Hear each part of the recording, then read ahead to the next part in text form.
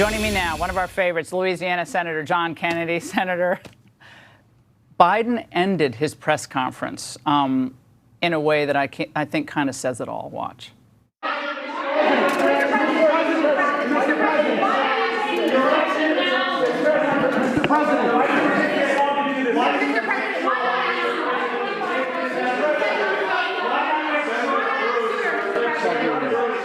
Do you think you have a mastery of all these details, the threshold numbers, the 14 days, thereafter we will examine?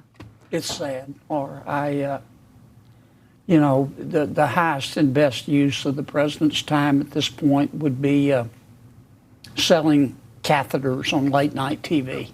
I mean, it really is sad.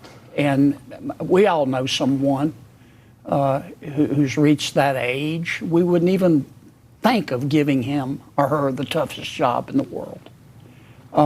If the president were my father, I'd take away his car keys. What about this border situation in terms of national security concerns? We know the economic costs are in the hundreds of billions of dollars to this country. I've read the executive order. The person who wrote it is either cell deep stupid or a skilled liar. I think the appropriate term for it is a scam. It doesn't limit people coming in. It says there can be an unlimited number of people coming into our country illegally so long as they come through a port of entry. And it'll take the cartels a skinny minute to figure that out, that loophole out. And then if you go to the very end, Section 3B, it says everything before this notwithstanding, if the Secretary of Homeland Security decides he needs to let someone in for, quote, humanitarian reasons, they can come in. Well, they have zero credibility on this issue. And in fact, the president made sure to try to reassure the left that this is just temporary today. Well, it doesn't do anything. And I predict the main effect of this executive order will be to remind the American people that living under President Biden has been one long prayer, that he has been spectacularly awful, not just on the border, but on so much else. We probably need to get one of those gigantic clocks and put it in Times Square that counts down the minutes and the hours and the days. Or the number of illegals that have come here. That would be nice, but we don't even know how many. Does something that makes sense. The humiliation of America on the world stage because of this. I mean, I'm not one to say, oh, the leaders think this, who cares? But we spend $840 billion a year on our military. Yeah. And, I mean, we're celebrating, of course, the D-Day landing this week, the huge anniversary. You know, not many of our World War II generation left. But now this is what America is. An invasion is ongoing, and we keep funding the government. We keep saying, okay, wait, help is coming, Trump will win. But meanwhile, what damage has been done? I mean, if you're President Xi or Putin, you're watching this going, this is the representative democracy, Senator? Well, 2 points. Most countries die by suicide, not by murder. Is that what's happening here? And in part, if you look at the state of our country today, do you know of anyone who's better off today than they were 4 years ago, unless you are an illegal alien? I don't. Oh, Jeff Bezos, maybe. Number two, I think that our enemies not only don't fear President Biden, they don't respect him. They think they can shove him right through that wall, and I think they're going to make an enormous effort to keep him in office. In fact, I predict if you took President Lopez Obrador in Mexico and turned him upside down and shook him, President Biden would fall out of his pocket.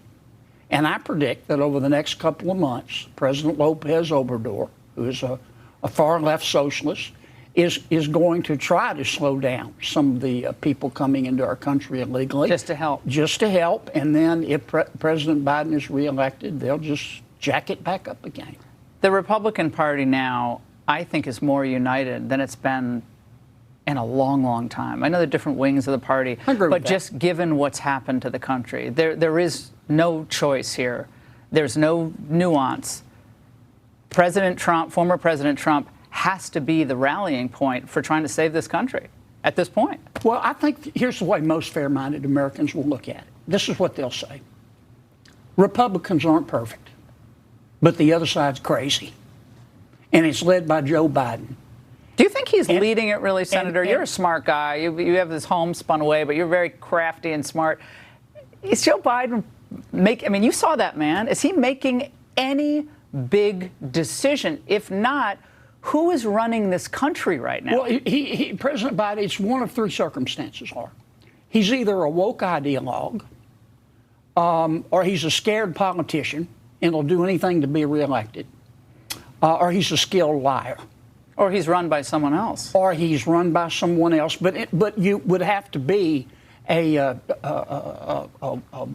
scared to death to just, who with any sort of integrity would just say, even though I'm the president, I'll let you tell me what to do.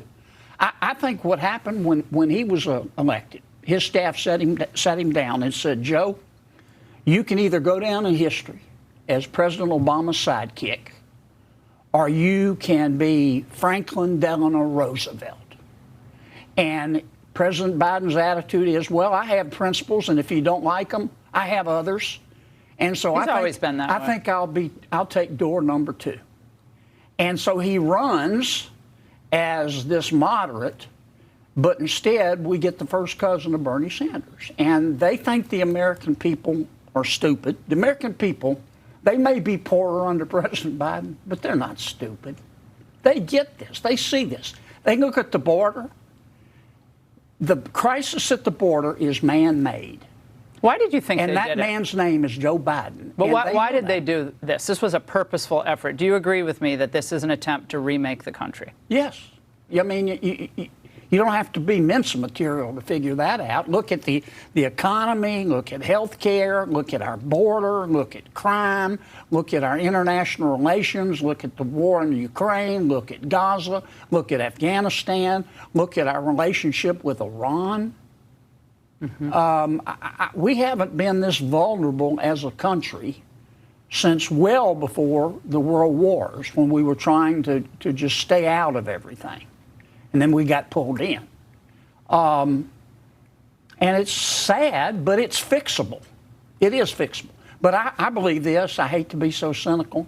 I think the only place we're going to find a more secure border and a saner country is in the voting booth. I've given up on President Biden. Yeah. Well, Senator Kennedy, great to see you in studio of all places. And let me just say, he was offered hairspray and didn't take it. That's right. I don't. Yeah, a real man does want hairspray, right? It's. I'm not a hairspray. No, I love this. He's like, no hairspray. Senator, great to see you as always. Laura. Thanks so much.